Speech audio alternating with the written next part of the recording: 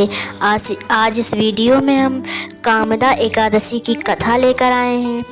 कामदा एकादशी रामनवमी के बाद 11 तिथि पर मनाई जाती है। जैसे कि इसके नाम से ही स्पष्ट है, कामनाओं को पूर्ण करने वाला व्रत। और एक ख़ास बात, इस व्रत को आप जैसे कोई बीमार है आपके घर में या परेशान है किसी चीज़ से, खुद भी रख कर इस व्रत को उसको अपने घर वालों को, किसी भी सदस्य को उस व्रत का फल प्रदान कर सकते हैं। अगर आप खुद ही इस व्रत को रखते हैं तो बहुत विशेष फल प्राप्त होता है, बहुत अच्छा होता है। इसलिए इस व्रत को ज़रूर करें, और अगर नहीं कर सकते हैं तो पूजा विधि विधान से ज़रूर करें। नारायण हमारे बड़े दयालु हैं, सभी मनोकामनाओं को, सभी सदस्यों को मनोकामनाओं को पूर्ण करें। इस बार कामदा एकादशी का व्रत 8 अप्रैल को रखा जाएगा। कामदा एकादशी का मतलब मनोकामनाओं को पूर्ण करने वाला है। इस दिन भगवान विष्णु की पूजा होती है। दशमी के दिन एक ही समय भोजन करें। इस कथा का संबंध पुंडरीक से है। धर्मराज युधिष्ठिर ने, कथा शुरू करते हैं।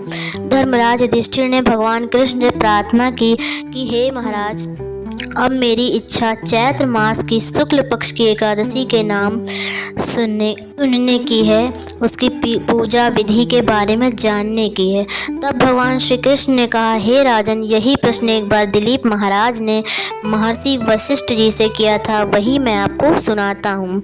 बहुत समय पहले की बात है। रत्नपुर नगर में अनेक ऐश्वर्यों से युक्त था। रत्नपुर नगर में अनेक अप्सरा, किन्नर और गंधर्व वास करते थे। उसमें ललित और ललिता नाम पति पत्नी थे। पुंडरीक भोंगीपुर नगर में रहता था। राजा प्रजा का ध्यान नहीं रखता था, हर वक्त भोग विलास में डूबा रहता। ललित राजा के यहाँ संगीत सुनाता था। एक दिन राजा की सभा में ललित संगीत सुना ही रहा था कि तभी उसका ध्यान अपनी पत्नी की ओर चला गया और उसका स्वर बिगड़ गया।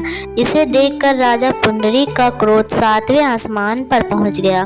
राजा इतना क्रोधित हुआ कि उसने क्रोध में आकर ललित को राक्षस बनने का श्राप दे दिया। राजा के श्राप से ललित मांस खाने वाला राक्षस बन गया। अपने पति का हाल देख ललिता बहुत दुखी हुई। पुंडरीक के श्राप से भयंकर सूर्य और चंद्रमा की तरह प्रदीप्त और मुख से अग्नि निकलने लगी। सिर के बाल पर्वत के समान खड़े, वृक्षों के समान भुजाएं लंबी हो गईं। शरीर 8 योजन लंबा हो गया। वह राक्षस बनकर अनेक कष्टों को भोगता हुआ जंगल में भटकने लगा। स्त्री ललिता भी उसे साथ जंगल भटक रही थी।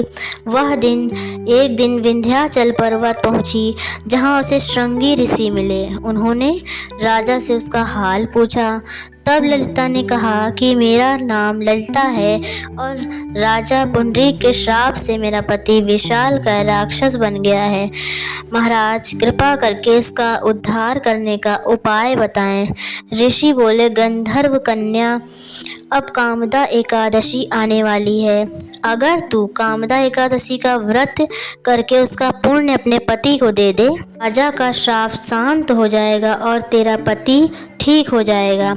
इस प्रकार ललिता ने व्रत किया, विधि विधान से पूजा की श्री हरि नारायण जी की, और उसके फल से उसका पति ठीक हो गया। वशिष्ठ मुनि ने आगे कहा, हे राजन, इस व्रत को विधि पूर्वक करने से समस्त पापों का नाश हो जाता है। संसार में इसके बराबर और कोई व्रत नहीं है। तो आप समझ गए होंगे इस कथा को सुनकर कि इसका पुण्य फल भी किसी को दिया जा सकता है, और खुद रखें तो बहुत ही अच्छी बात है।